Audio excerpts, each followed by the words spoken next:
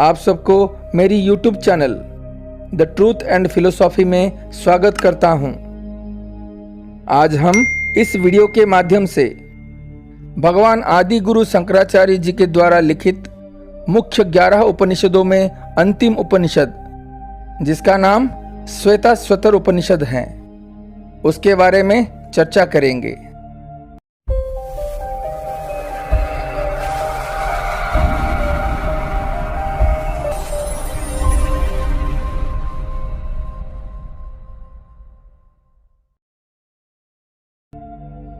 श्वेताश्वतर उपनिषद यजुर्वेद के अंतर्गत एक मुख्य उपनिषद है, जिसमें 6 अध्याय हैं और 113 मंत्र हैं। श्वेताश्वतर उपनिषद को यह नाम इसके प्रवक्ता श्वेताश्वतर ऋषि के कारण प्राप्त है। इनमें जगत का मूल कारण, ओमकार साधना, परम तत्व से साक्षात्कार, ध्यान योग, योग साधना, जगत की उत्पत्ति, संचालन और विलय का कारण, विद्या और अविद्या, जीव की विभिन्न योनियों से मुक्ति के उपाय, ज्ञान योग और परमात्मा की सर्वव्यापकता का वर्णन किया गया है। प्रथम अध्याय। इस अध्याय में जगत के मूल कारणों को जानने के प्राप्ति जिज्ञासा अभिव्यक्त की गई है।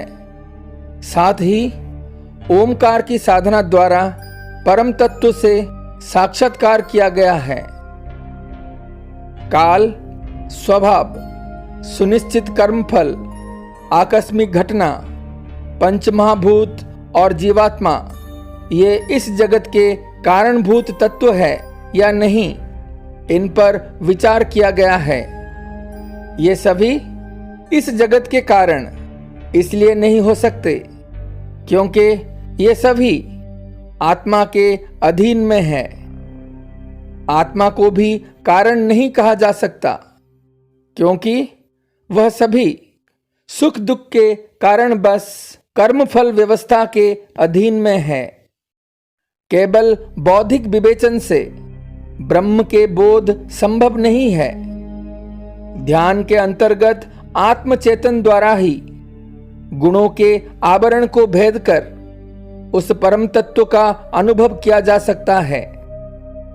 इस संपूर्ण विश्व व्यवस्था एक प्रकृति चक्र के मध्य घूमती दिखाई देती है, जिसमें सत्व, रज, तम इन 3 गुणों के वृत्त है।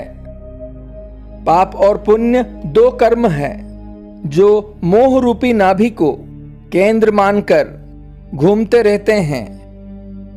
प्रकृति या माया की काल चक्र में जीव भ्रमण करता रहता है। इस चक्र से छूटने पर ही वह मोक्ष को प्राप्त कर पाता है। उस परमात्मा को जान लेने पर ही इस चक्र से मुक्ति मिल जाती है। वह परम तत्व प्रत्येक जीव में स्थित है। मनुष्य अपने विवेक से ही उसे जान पाता है।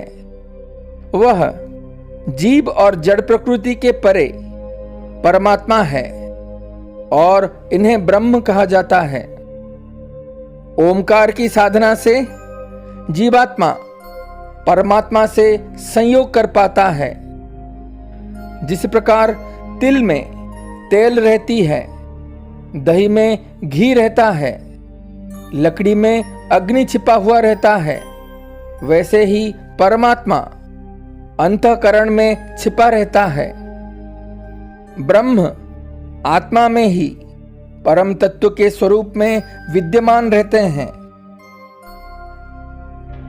दूसरा अध्याय।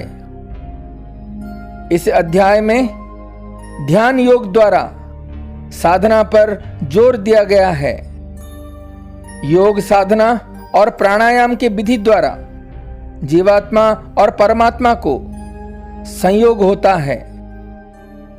इस संयोग अवस्था को प्राप्त करने के लिए साधक सूर्य की उपासना करते हुए ध्यान योग का सहारा लेता है।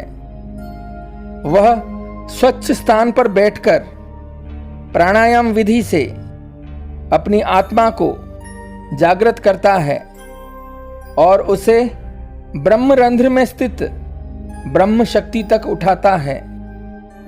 इंद्रियों की समस्त इच्छाएं अंतःकरण में ही जन्म लेती है। उन्हें नियंत्रित करके ही ओमकार की साधना करनी चाहिए। जिस प्रकार सारथी चंचल अश्व को अच्छी प्रकार साधकर उन्हें लक्ष्य की ओर ले जाता है, उसी प्रकार विद्वान पुरुष इस मन को वश में करके आत्म तत्व का साधना करे। जो साधक पंच महाभूतों से युक्त गुणों का विकास करके योगाग्नि युक्त शरीर को धारण कर लेता है, उसे न तो रोग सताता है, न उसे वृद्धावस्था प्राप्त होती है, उसे अकाल मृत्यु भी प्राप्त नहीं होती। योग साधना से युक्त साधक आत्म तत्व के द्वारा ब्रह्म तत्व का साक्षात्कार करता है। उसके बाद वह संपूर्ण तत्वों में पवित्र उस परमात्मा को जानकर सभी प्रकार के विकारों से मुक्ति प्राप्त कर लेता है। तीसरा और चौथा अध्याय। तीसरी और चौथे अध्याय में जगत की उत्पत्ति, स्थिति, संचालन और विलय में समर्थ परमात्मा की शक्ति की सर्वव्यापकता को वर्णन किया गया है। उसे 9 द्वार वाले नगर में स्थित इंद्रिय विहीन होते हुए भी सब प्रकार से समर्थ, लघु से लघु और महान से महान कहा गया है। जीवात्मा और परमात्मा की स्थिति को एक ही डाल पर बैठे हुए 2 पक्षियों के समान बताया गया है, जो मायावी ब्रह्म के मुक्ति फल को अपने अपने ढंग से खाते हैं। संपूर्ण शक्तियों और लोकों पर शासन करने वाले उस मायावी ब्रह्म को जो जान लेता है और उसे सृष्टि का नियंता समझता है, वह अमर हो जाता है। वह एक परमात्मा ही ब्रह्म है, जिनको यहाँ रुद्र और शिव कहा गया है। बस अपनी शक्तियों द्वारा संपूर्ण ब्रह्मांड पर शासन करता है।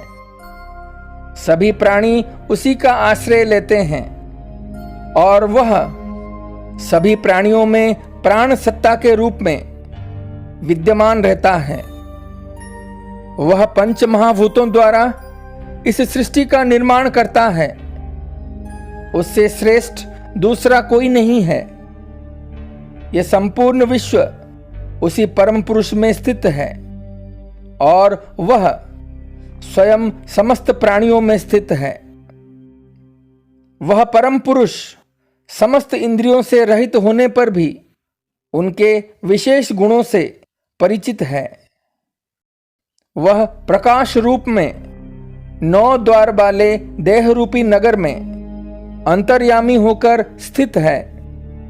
वही बाह्य जगत की स्थूल लीलाएं कर रहा है। वह आत्मा के रूप में जीव के हृदय स्थल पर विराजमान है। ऋषि उस परमपिता शिव को अग्नि, सूर्य, वायु, चंद्रमा और शुक्र नक्षत्र के स्वरूप जानता है। सृष्टि के प्रारंभ में वह अकेला ही था, रंग और रूप से हीन था। वह अकारण ही अपनी शक्तियों द्वारा अनेक रूप धारण कर सकता है। संपूर्ण विश्व का जनक भी वही है और उसका विलय भी वह अपनी इच्छा से कर लेता है। वह स्वयं दृश्य होकर भी दृष्टा है। वह आत्मा है और परमात्मा भी है। दोनों का परस्पर घनिष्ठ संबंध है। उसे इस उदाहरण के द्वारा समझिए। संयुक्त रूप और मैत्री भाव से रहने वाले दो पक्षी, जीवात्मा और परमात्मा, एक ही वृक्ष का आश्रय लिए हुए हैं। उनमें से एक जीवात्मा तो उस वृक्ष के फलों अर्थात कर्म फलों को स्वाद लेकर खाता है, किंतु दूसरा उसका उपभोग न करता हुआ केवल देखता रहता है। राग द्वेष मोह माया से युक्त होकर जीवात्मा सदैव शोकग्रस्त रहता है, किंतु दूसरा सभी संतापों से मुक्त रहता है। यह प्रकृति उस मायापति परमात्मा की ही माया है। वह अकेला ही समस्त शरीरों का स्वामी है तथा जीव को उनके कर्मों के अनुसार 84 लाख योनियों में भटकाता रहता है। प्रत्येक काल में वही समस्त लोकों का रक्षक है, संपूर्ण जगत का स्वामी है और सभी प्राणियों में स्थित है। उस परम पुरुष को जानकर साधक अपने कर्म बंधनों से छूट जाता है। 5वां और 6ठा अध्याय। इन दोनों अध्याय में विद्या अविद्या, परमात्मा के विलक्षणता, जीव की कर्मानुसार विविध गतियों और उनकी मुक्ति के उपाय बताए गए हैं। यहाँ जड़ प्रकृति के स्थान पर परमात्मा तत्व की स्थापना की गई है तथा ध्यान, उपासना और ज्ञान योग द्वारा परमात्मा की सर्वव्यापकता और सामर्थ्य को जानने पर बल दिया गया है। ये पूरे जगत माया का प्रपंच है। वह नाशवान और अनित्य है और मूलतः जीवात्मा ब्रह्म स्वरूपी है।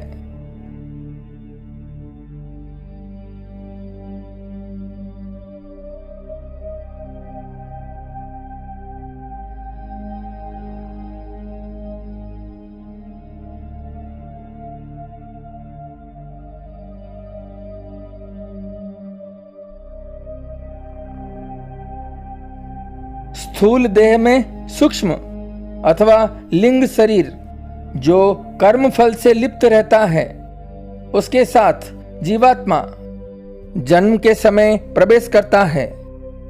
इस प्रकार यह संसार निरंतर चल रहा है।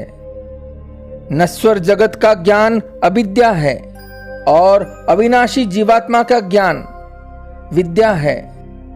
जो विद्या और अविद्या पर शासन करता है वही परम सत्ता या ब्रह्म है।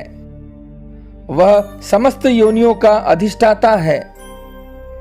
विद्या और अविद्या से परे वह परम तत्व है। वह संपूर्ण जगत का कारण है। वह परम ब्रह्म है। वह जिस शरीर को भी ग्रहण करता है उसी के अनुरूप हो जाता है। जब तक अविद्या के कारण जीव अपने को भोक्ता, जगत को भोग्य और ईश्वर को ज्ञाता मानता है और ज्ञान और ज्ञेय को पृथक पृथक देखता है, तब तक इस ब्रह्म चक्र से वह मुक्त नहीं हो सकता। सुख दुख से निवृत्ति तथा अमृतत्व की प्राप्ति का एकमात्र उपाय जीवात्मा और ब्रह्म का अभेदात्मक ज्ञान है। ज्ञान के बिना ब्रह्म की उपलब्धि आकाश को चटाई बनाकर लपेट जाने जैसा असंभव है। ब्रह्म सर्वज्ञ है, जिसके द्वारा यह समस्त जगत सदैव व्याप्त रहता है। ज्ञान स्वरूप, सर्वज्ञ, सर्वव्यापक, काल से भी काल और सर्वगुण संपन्न अविनाशी है, जिसके अनुशासन में यह संपूर्ण कर्म चक्र सतत घूमता रहता है। सभी पंच तत्व जिसके संकेत पर क्रियाशील रहते हैं, उसी परम ब्रह्म परमात्मा का सदैव ध्यान करना चाहिए। जो साधक 3 गुणों से व्याप्त कर्मों को प्रारंभ करके उन्हें परमात्मा को अर्पित कर देता है, उसके पूर्व कर्मों का नाश हो जाता है और वह जीवात्मा जड़ जगत से भिन्न उस परम सत्ता को प्राप्त हो जाता है। उस निराकार परमेश्वर के कोई शरीर और इंद्रियां नहीं है। वह सूक्ष्म से सूक्ष्मतर है और विशाल से भी विशाल है। वह सब प्राणियों में अकेला है। संपूर्ण प्राणियों में वह एक परमात्मा ही स्थित है। वह सर्वव्यापक, संपूर्ण प्राणियों की अंतरात्मा, सबके कर्मों का अधीश्वर, सब प्राणियों में बसा हुआ, अंतःकरण में विद्यमान, सबका साक्षी, पूर्ण चैतन्य, विशुद्ध रूप और निर्गुण रूप है। वस्तुतः इस लोक में एक ही हंस है जो जल में अग्नि के समान अगोचर है। उसे जानकर साधक मृत्यु के बंधन से छूट जाता है। ऐसे परमात्मा का ज्ञान केवल योग्य साधक को ही देना चाहिए। नमस्कार।